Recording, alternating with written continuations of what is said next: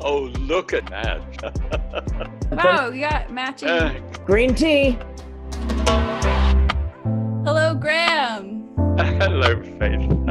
Hi, my And dear. welcome back, everyone, to Tea at 3. I'm Faith Schmidt, and this is Graham Kerr. So this last week, we have been pondering one of my least favorite topics, but one that I brought up, so I can't really say anything about it because it's my own darn fault. But we've been pondering money and our personal relationship with it, when it's something that can be healthy for us, and when it's something that you need, and when it's something that can be unhealthy and not make you happy necessarily. So that's what we've been pondering. It's a very personal relationship, and a very complicated one, and I don't know if we'll get to like a finite conclusion here, but I'm sure both of us have a lot to say about it, and there's a lot you can say about it. So that's what we've been thinking about, and that's what we'll continue to talk about this week, right now. And can I just say this to you, my dear?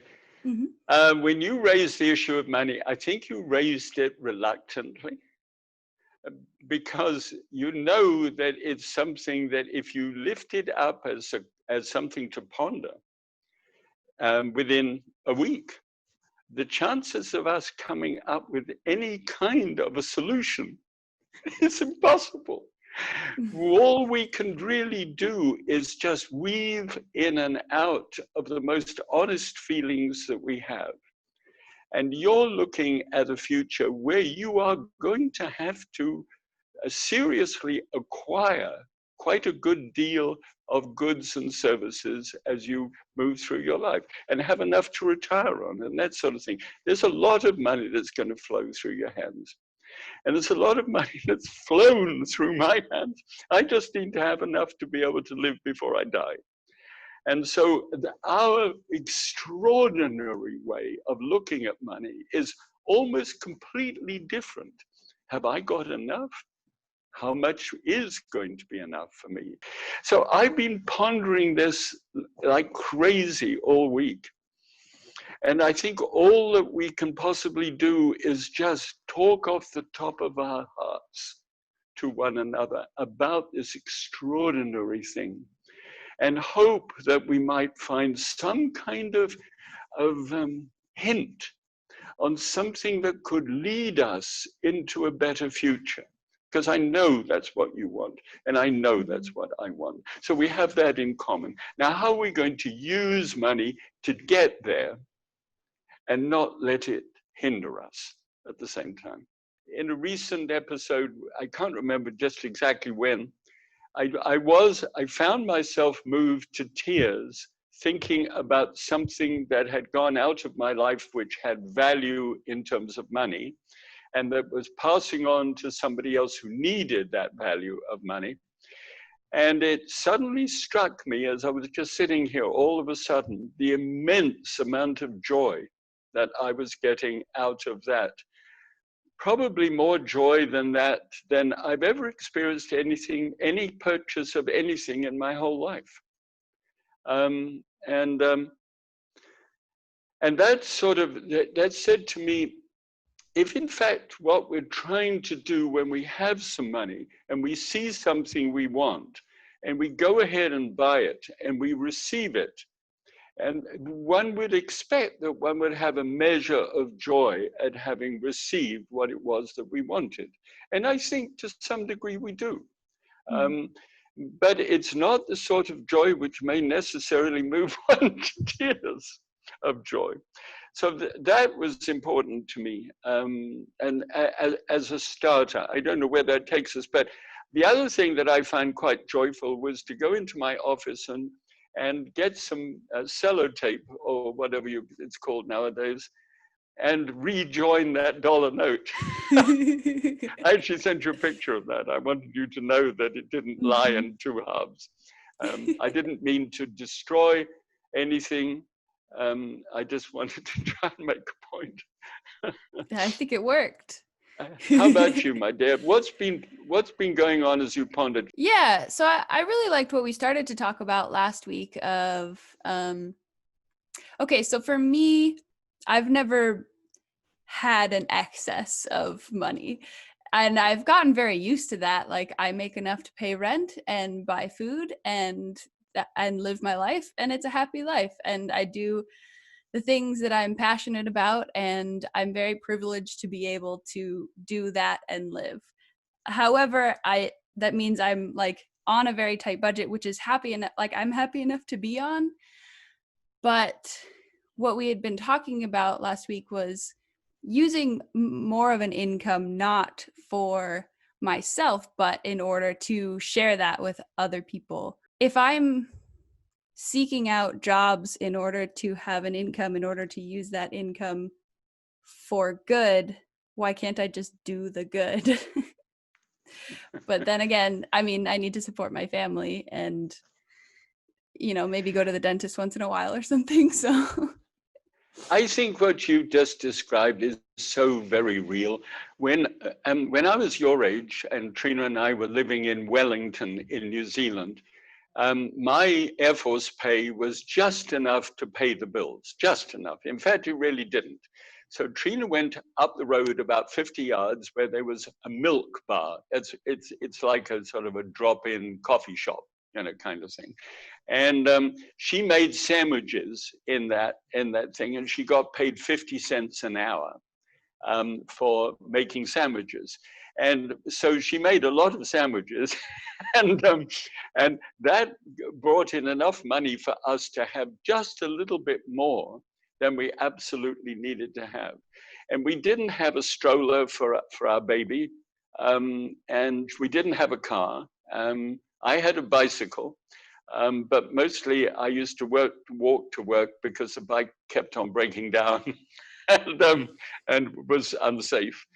So if that gives you some idea of the fact that I've been there, done that. And then I thought at the time, this is going to change. Something will come along. And that's when I was asked to do radio and then television. But my television programs, which were national, paid $25 an episode. That's what I got. And I had to do all the shopping for the food for it and wash stuff up in the men's room sink. So, and it was just me. So I think you can see I wasn't actually, you know, although I was becoming nationally known to a very small audience at that time, there was nothing that I could see that was going to project me into a category of the ownership of stuff. It was just enough that we had enough stuff for life, and it ticked over. So I understand that. Now, having therefore gone through all the domino drops of the 60 years, which have now extended beyond that time to where I am today, I can't honestly tell you that any of the times of acquisition where I had a super abundance of cash flow were happy. I'd actually, you know, they were prideful. I could boast about things. I could say, look at my big house and my big boat and things like that. And it was like a good housekeeping seal of approval in the middle of my forehead. And it came out looking like a dollar sign. And so I can look back, which is so easy to look back, and say, I'm so much happier now when my budget is just able to meet, and I can live another 10 years, I think, on what it is that I have put on one side for that purpose. So I can tell, here's what I want to say, I think. I've found that the things that have harmed me and the things that hinder me and that are habitually done in my life, like I sit too much nowadays. Now that's harming me. When I get up every hour, a little thing now on my wrist, it goes beep like this, and I'm trying to be obedient to this and stand up and walk around. Then I'm much less stiff and much less painful, much less likely to take an ibuprofen in order to stop that pain. Mm. Right? Now, an ibuprofen doesn't cost very much money, but it costs something. So do I have a habit that harms me or hinders me? That's my big question. If it either hinders or harms me doing something, I want it out of my life. And if a hindrance is using up time in a way which is pointless, which is something like watching Netflix movies, sometimes. And I don't want to be critical of anything, because there are things that we do that we must do because we just want to forget the way that the world is operating and just watch a movie so as to forget everything. And I can understand that too. But a whole range of Netflix movies constantly doesn't seem to do much else but hinder me if my personal life could be useful to somebody else. Just to go sitting with somebody who's lonely, for example, would be a way of thinking about sharing and value. So I think it's something about going beyond my immediate self-interest that I just keep on feeling is important to go looking for it. And if I'm hindered or harmed, I can take the hindrance and harm and turn it into a resource that heals somebody else in some kind of way. I think I haven't gotten to a conclusion about this. Last week I felt good when we ended off in the yes, I can seek money in order with the motivation of helping other people.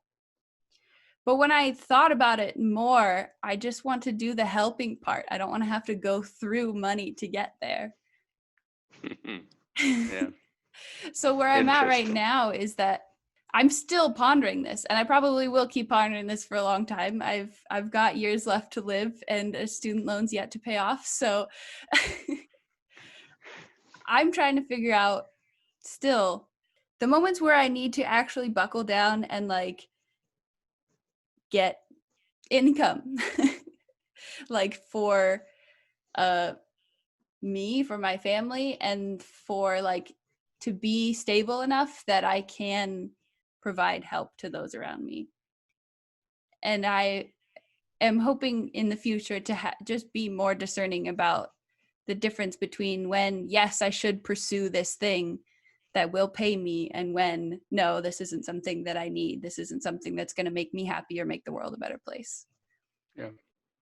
I think, with our continuing conversations, we're going to have to filter just about everything we talk about through this basic issue. So I'm not sure what we talk about today is going to resolve anything for anybody, but at least it begins to have the conversation of the things that many of us will tussle with at some stage of our lives.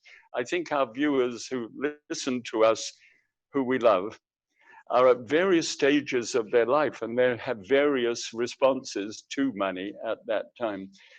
But I do think we need to talk about it and not just assume that it's something you don't talk about in polite society. Can I make this as a very kind suggestion?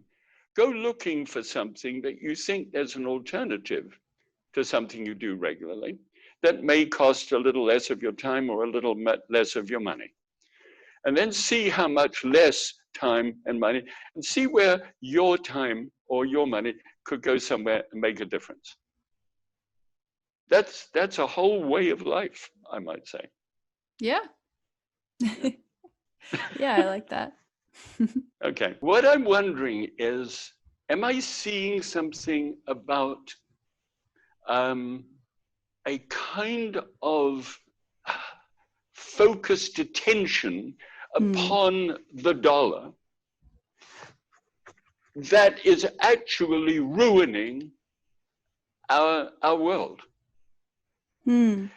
If it totally focuses on the dollar, then the dollar becomes the whole aim and ambition of everything, or every regulation, every politician, everything in the world is subject to this money issue, which you raised last week. And I've been pondering it, and that by pondering, that's what I saw. I saw people be much more interested in that than in one another. I Yeah. think if we were gathered around one another and saw somebody who didn't have enough to eat and didn't have any shelter and didn't have any clothing properly for the cold weather and didn't have any potable water to be able to drink, I think that immediately we would be attracted to that and deal with it. But at the moment, we're mesmerized by $1. Yeah, at one of my previous jobs that I talked about was the place that just tried to get you into a subscription and keep you there. One of my coworkers, I was talking about when I had decided to leave that job, I was leaving that job in order to work for less money at a nonprofit that did international health service trips. So like med students going, it operated in Latin America, but like medical students going to Latin America to get like health experience and then also like providing a clinic in that area. Good. So I was trying to explain to him that I was leaving in order to do this like job that I thought was way cooler and better for the world and more interesting to me. And he was like, wait, so you're making less money? Like, why would you go to a different job if you're making less money? Like in his head, he was like, I've only switched jobs to like get more money. Like that's why you switch jobs. I'm like, no, I want to do something that's better for the world, not work for this place that just like traps people in subscriptions.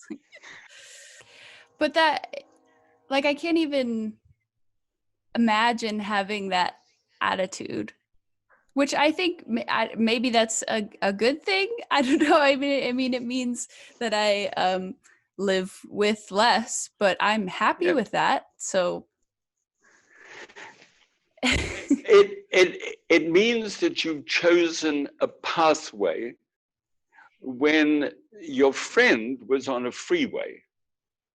Your friend had multiple things, and he was looking for opportunity to gain personally. And there's nothing wrong with that. I mean, that's what I was doing when I was your age, and I so needed a stroller for our baby. That's what I was saving up for, was the stroller. And I was looking for every opportunity, like, yes, you can go down the road and make sandwiches at 50 cents an hour. That'll be terrific. So it is acquisitional. And there are times of our life when we must acquire. There's no doubt about it.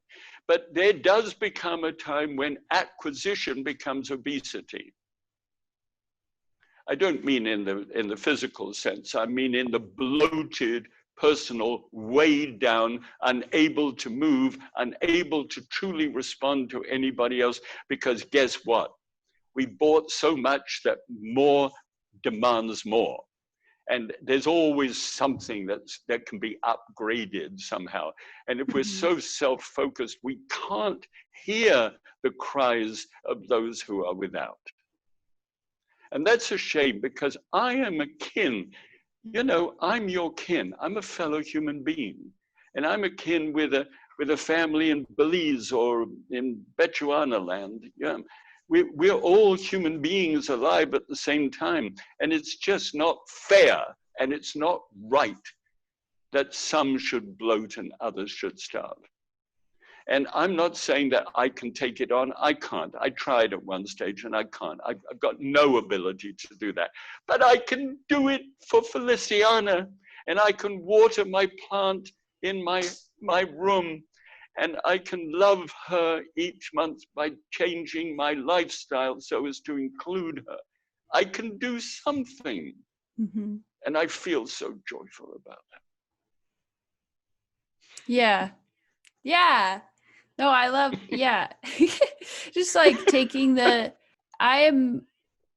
don't see a time in the future where I am going to be able to make a huge like monetary impact on someone's life. But if I can make a change in my own life to make a minor positive thing in someone else's, then like, that's great. You know, I think I'm right in saying this. In the very few times that I've actually lived in the middle of extreme poverty, I can tell you, which is what Trina said, and I think I've mentioned to you once before, why are these people so happy? Why are they so joyful when they have so little? And the answer was that they loved each other. They loved each other to the point of caring for each other. If one of them got sick, the others bustled around quickly to see that they weren't sick any longer, and that their children were looked after, and that their garden was weeded. I mean, the percentage of their giving to one another was enormous. If you took, well, I wondered why I had it still on my table there. If you've only got this amount of money, all right, and you're giving out of that amount of money, that's a huge percentage. It's over 50% of what you've got. And yet that's what people who live in absolute poverty do for each other, because life depends on it. And our life does not depend on that. Maybe how we appear to be with the Joneses who are next door and just got a new car. Maybe our life depends upon getting a car like his or a better one. You see? And so we're challenged in our culture to be vast consumers of stuff that we really don't need. We're not required to live as a community. But we should work to. Isn't that true? Which is the most perfect segue that I have for you for this week. Because is it my turn? Yes, it is. Because you had money last time. Yeah. Since you're in a forest, more or less this time, there's a pathway through that forest. There's two pathways.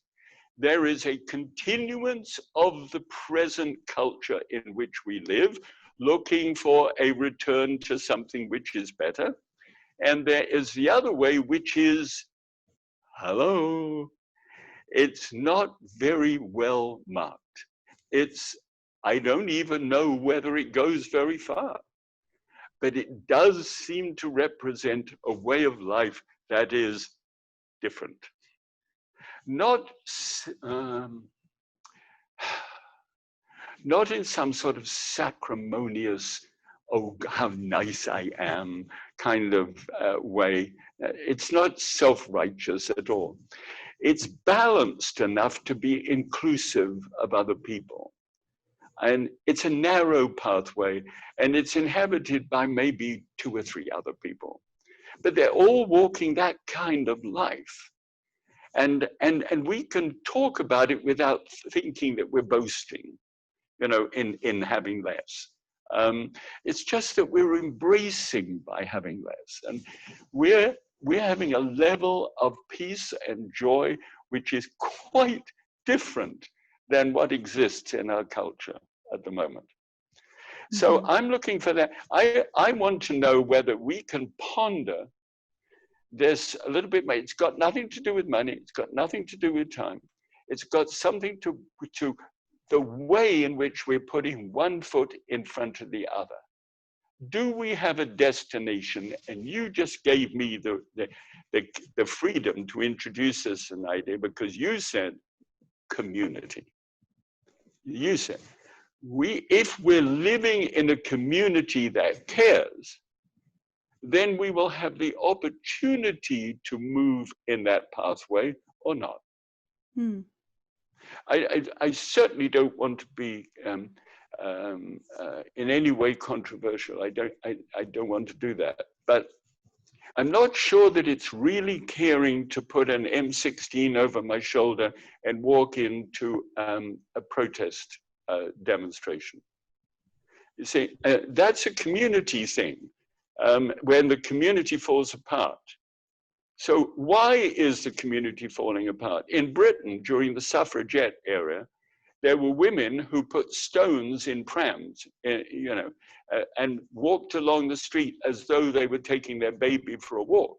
And they'd come up to a very expensive plate glass window in a fashionable part of London, pull back the cover and start throwing stones through the windows.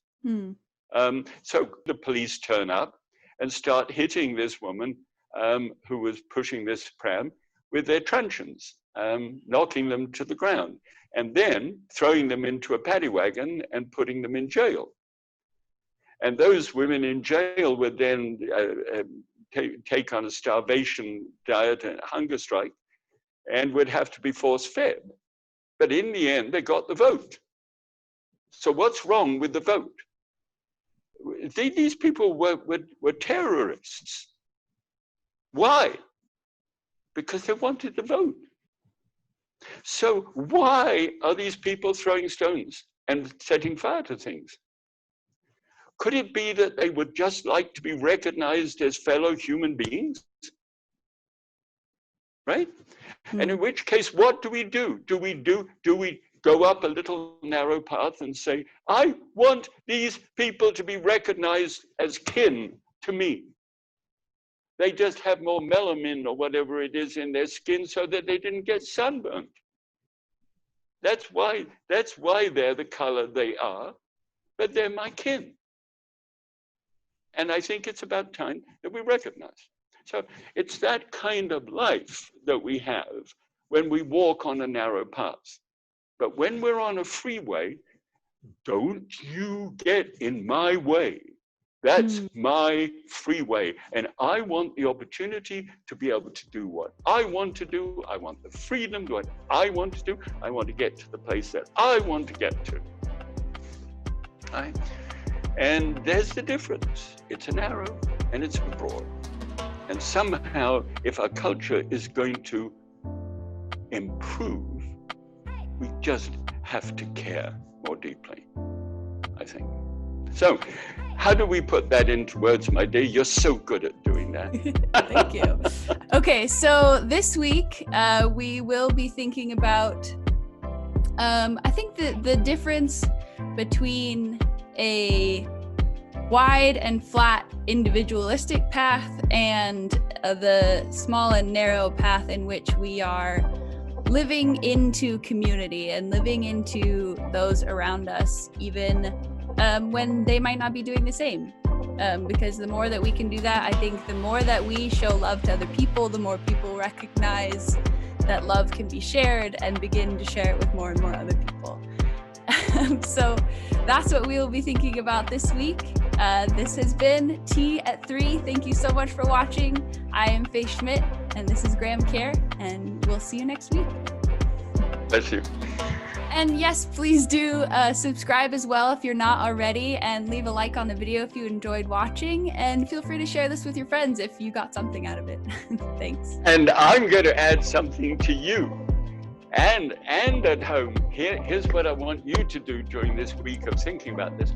Explain yourself to somebody like I tried to explain myself to Faith. And then ask that person to speak back to you what you think, what she just felt that you heard.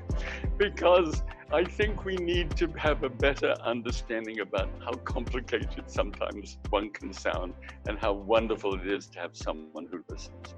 Thank you, Faith.